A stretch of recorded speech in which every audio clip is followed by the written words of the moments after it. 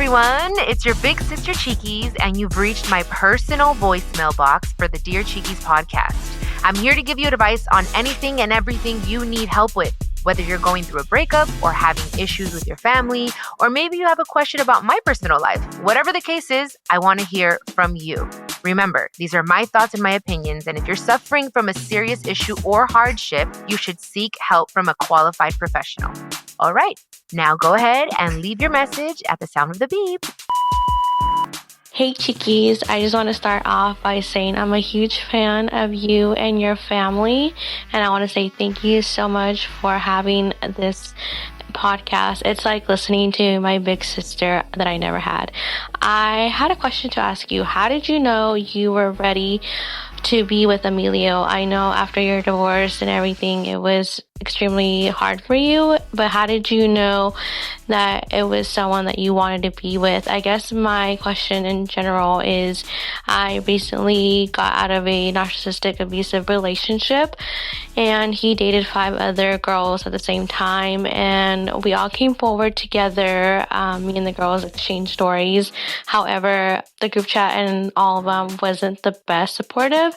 So not only did I feel betrayed by him, but also by them. And I'm just trying to navigate this whole situation of betrayal and trust issues, and try not to compare myself to know when I'll be ready to date again. I'm lucky that I have great friends that are supporting me and helping me right now through this difficult time. But yeah, I just would like some big sister advice. But anyways, thanks girl. Love ya.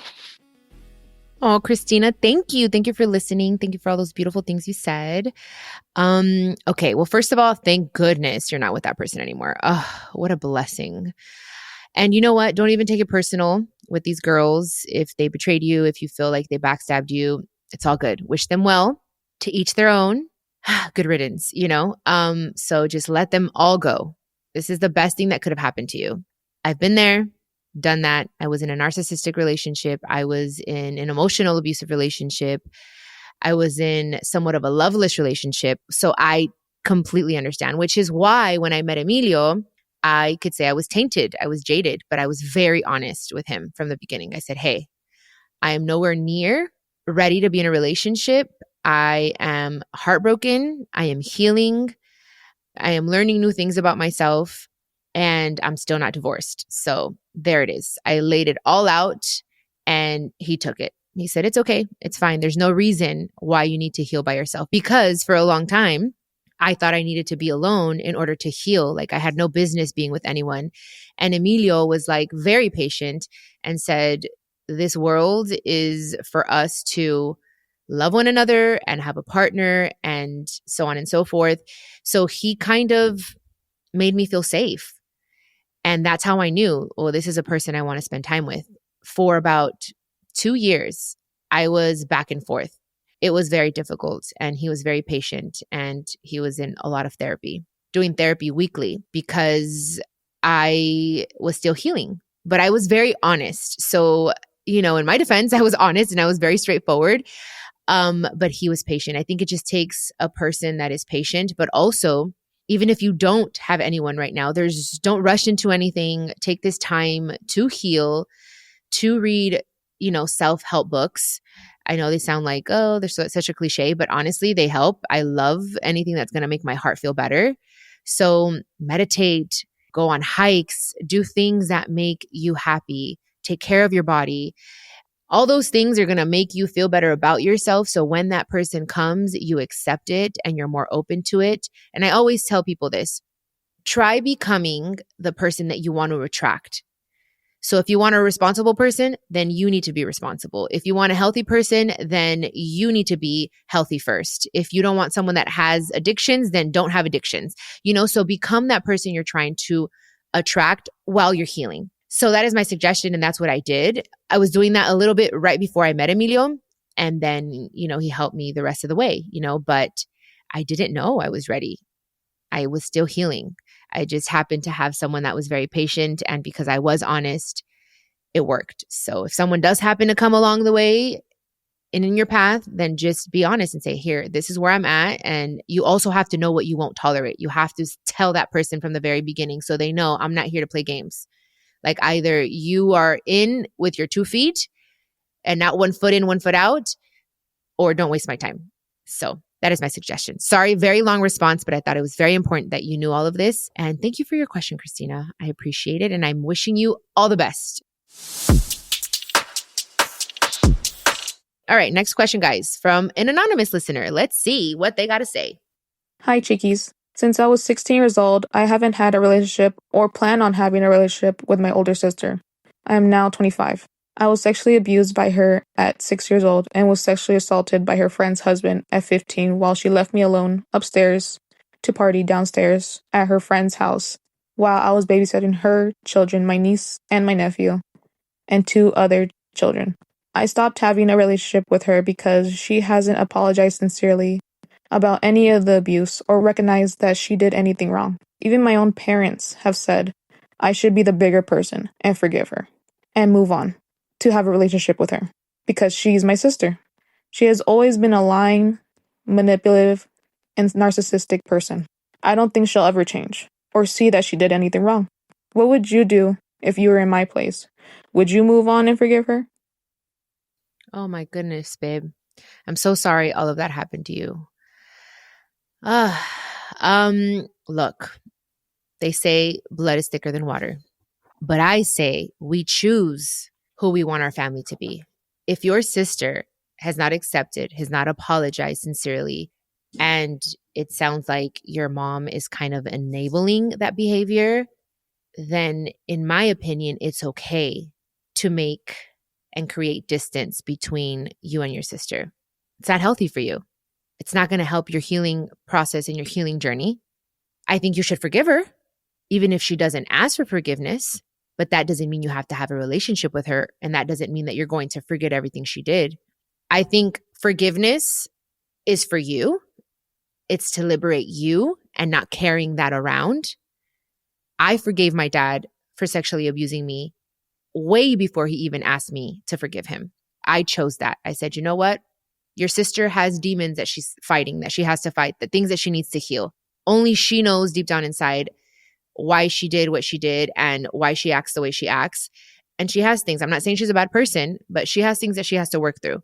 And you have to just understand that. But that does not mean that you have to have a relationship with her because she hasn't accepted. And that doesn't feel good. If someone doesn't validate you and you don't feel vindicated, you're just enabling their behavior. And that's not okay.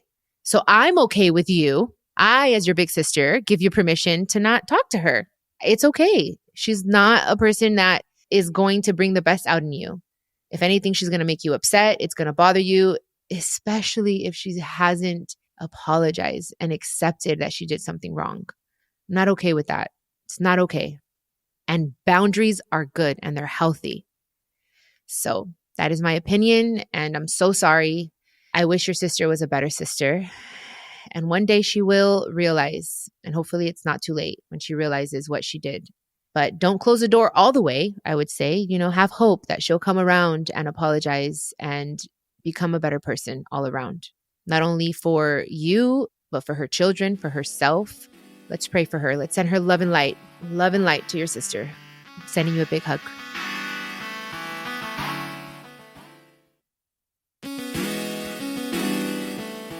Okay, guys, let's go with, hopefully I'm pronouncing your name correctly, Kania.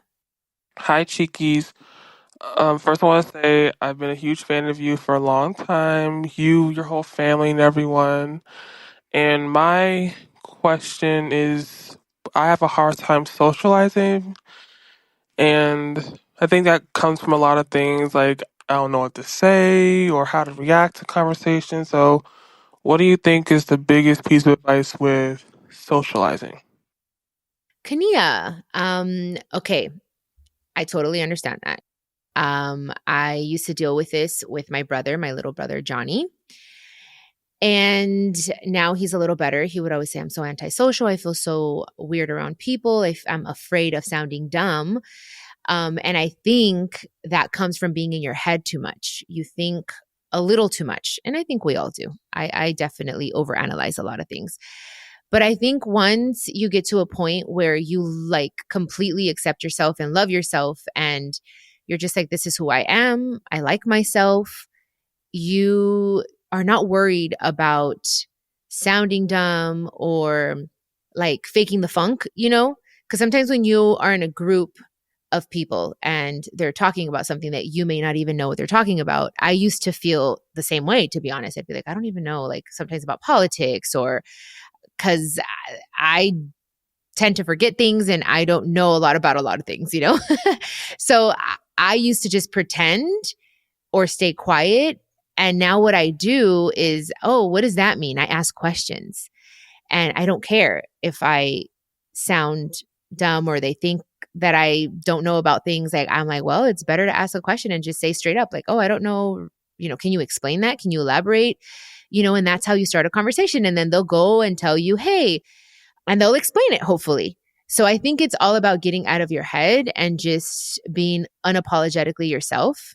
I think that helps a lot, and just saying, well, it's okay not to know everything. It's okay not to be like everyone else. I think it's just mainly getting out of our own head that gets in our way. And I think that'll definitely help a lot. So hopefully that made sense, and hopefully that helps you. And thank you so much for your question. And just don't worry. Don't worry so much. Just shake it off and start a conversation. And if you don't feel comfortable, you don't feel comfortable. And you never know. Like, if you just take the risk of talking to someone, it will open up another world for you. So do it unapologetically, and do it even if you're scared. Do it scared. It's going to be fine. I promise you. And before I let you go, Knia, look, trust me, we're not the only ones, and you're not the only one that feels that way. I think we are all in our head a lot. We all overthink. We all overanalyze. We all feel a little shy or intimidated in a new crowd or around people that we're not used to. So just know you're not alone in that. And just people know and have worked through it. And all you have to do is just work through it, and it'll be fine. You'll see. Just try it. All right, guys. So this one was just 3 questions, but don't worry. We have more of Dear Chiquis for you very soon. Thank you all for your questions. Thank you for taking the time. I hope that my advice helped. Please keep us updated. I like to know what's going on, if my advice helped or not. And if you have a question, please leave your question at speakpipe.com/Chiquis and Chill podcast. Okay. I love you. I appreciate you. And I will see you here. I'll be waiting for you and your question. Love ya. This is a production of iHeartRadio and the My Cultura Podcast Network. Follow us on Instagram at My Cultura Podcast, and follow me, Chiquis, that's CHIQUIS. For more podcasts from iHeart, visit the iHeartRadio app, Apple Podcasts, or wherever you listen to your favorite podcast.